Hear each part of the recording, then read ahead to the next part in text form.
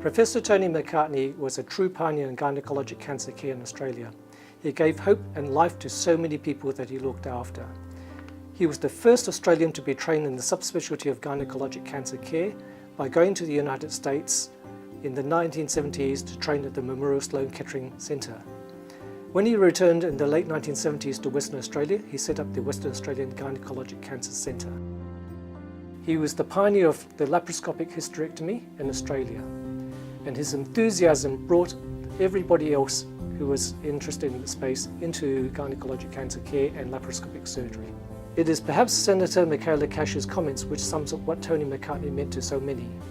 Dr. McCartney was a godsend to women in Australia and globally.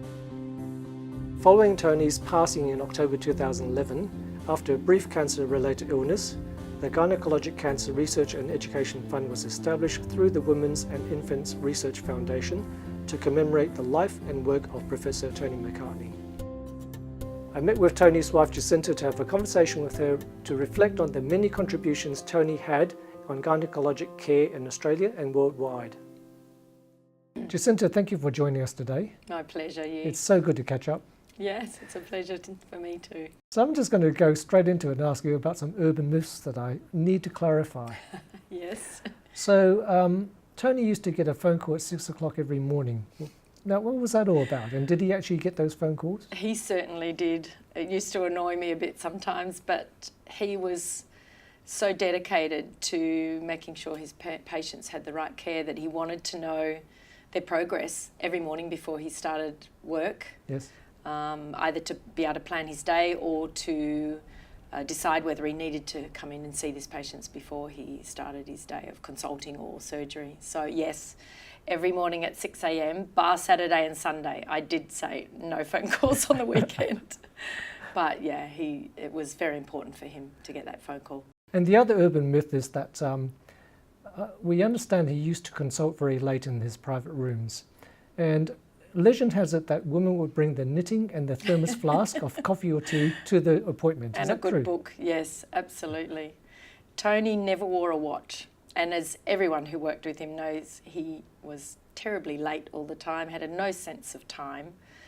So when he was consulting in his rooms, he just dedicated whatever time it took to speak to his patients, to sort everything out they wanted to hear, and hence every Friday night he wouldn't get home before midnight. Yes. So yes, the women knew, if they didn't have a flask or knitting, they would just keep ringing Rhonda, his gorgeous secretary. How's he going? How much time before my appointment? And yes. So they'd come in time to see Tony. So yes, yeah. Showed his level of commitment and work, his passion for his work. Correct. Absolutely. So passion is an interesting word because he was passionate about a couple of things I know already. Yeah. One is he was very passionate about his teaching. Yes. Can you talk to me a little bit about his teaching? Well, he was a fantastic teacher. He was passionate about portraying or passing his knowledge on to the next generation. So he loved teaching. He loved surgery, and that combination and all the fellows that he taught from all over the world, really. He was totally involved in the selection process, the surgery, and then their ongoing training or jobs after they finished their time with Tony. But I know in his later years he also had a teaching job at Notre Dame University, and yes. He even got involved with the football club down there, I know, because he always was so personally involved with his students, and he loved it. Yes, and his other passion was being always looking to improve things, and one of the things was the McCartney Tube. And being inventive. Yes. Tell us a story around that. Oh, I think before he finally got the final prototype, about 10 years before, he started thinking about ways to improve the hysterectomy. He wanted to cut down operational time, hospital stay time, and obviously the level of pain. And he was convinced that he could create something that would do all this, and in the end the McCartney Tube certainly did that. But he had several other devices I know that were going to follow closely behind the McCartney Tube, but unfortunately he never got to develop them.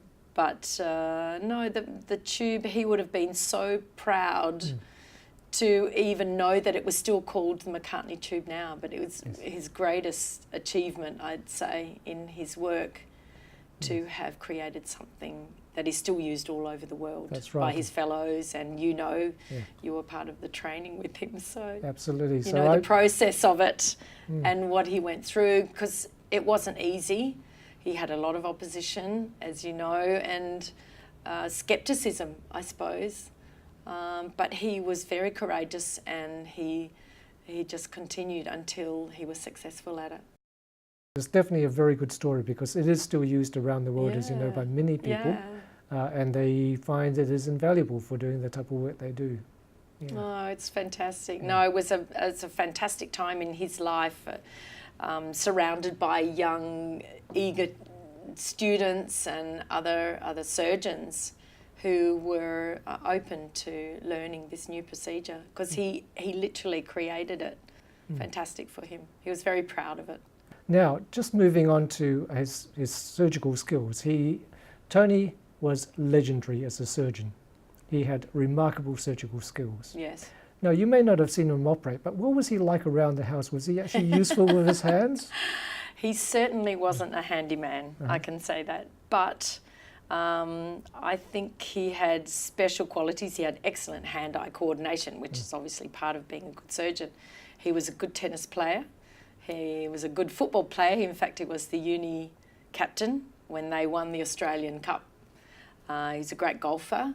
So, yeah, he actually loved cooking. So I'm sure the process in cooking, and whenever he used to say he was cooking at night, I knew he'd invited people around, because he loved having an audience when he cooked. So, but there was one incident where my son's teddy bear was falling apart, and he got out the forceps and the sutures, and he was able to stitch up this treasured teddy bear, almost to its former form, and my son was delighted with that. So yeah, some of his skills certainly came out around the house. Great story. And we mentioned before that he was very curious and he always wanted to invent things. What advice do you think you'll give to our trainees today in terms of research and being curious and inventing things? Oh my goodness. I think he always said you have to be present. You have to work really hard and put the hours in, because you can't get any sort of experience without working hard and following the patients, being passionate about your work, and energetic. And I think he was one of a kind, because he certainly put in many, many hours at the hospital, both hospitals, when he became involved also in St. John's as well as King Edward. But I think he would say you have to be there, you have to be eager to learn, open to new methods and technology, which he always was, and I think that's what drove him to love what he did, and the contact with the patients too. He always loved that. He's a great people person, great communicator, and he was very hands-on with his patients. He had wonderful manner with his patients, and he was always available. Even the patients could call him 24/7. He was involved with family, husbands, whatever they needed, he was there to take them through the whole process. And he wasn't afraid of telling the truth. And that always amazed me. You know, you try and protect people, but he said, no, it's their decision in the end. And he was very honest, and I think also his patients appreciated that. Just talking about patients, he also had a very interesting patient who was ginger-haired and a bit hairy. Oh, yes. Just tell us a little bit about the he was very proud of, he was the honorary gynaecologist to the primate house at the zoo. So I was actually part of filming, I think the chimpanzee was called Putri. She was having trouble falling pregnant, and the vet at the zoo asked Tony for some help just to see if he could entice her or help her to get pregnant. So he used the McCartney Tube. I'm quite sure at the time it was available. He used the McCartney Tube, and he did, not sure what the procedure was because I filmed it, but I wasn't sure what he actually did to Putri. But they were so excited because after that she had a baby, and it was just fantastic. So Tony has left an incredible legacy for not only his patients but certainly those he taught, and I find myself included in that group obviously, and also his family. I mean, his family gatherings were legendary. Yes, absolutely. Tony was a very charismatic man. He had an amazing ability to communicate with people. He was adored by all his family. He is adored by all his family. He came from a very strong family. His father was born in Glasgow. His mother was from Irish heritage, and they had a very strong work ethic, which I know they passed on to all their children, but to Tony in particular. And so he used that every day in his family life and in his professional life. So he was a very musical man. He had a beautiful voice, lovely baritone voice. He was always singing. And he was a great storyteller, and he loved telling jokes. He was famous for his Italian jokes. I'm sure you've been the recipient of a few of those. And so his commitment to his family was very strong from the start, through his parents and his 5 siblings. So even now, after his father passed away, they arranged to have a family dinner once a month, to not lose contact, because you know sometimes when your parents are gone, everyone becomes very busy and caught up in their own lives. And so the McCartneys have remained very strong to that, and once a month they all meet, whoever's available, they just meet, you know, in a restaurant or a cafe, and that's still happening to this day. He was passionate about Easter, camping down at Dwelling Up, Christmas time when the family was always together. And so, you know, he's such a warm, incredibly generous person. Gave his time and anything he could. And as you know, with all the fellows, every fellow that came from overseas became personal friends of ours. We helped them settle in, find a house to live in, and they instantly became part of all the family celebrations. So, and that was Tony and what he was. He had a great heart that was just always ready to embrace life in itself. He had so much energy, which always amazed me.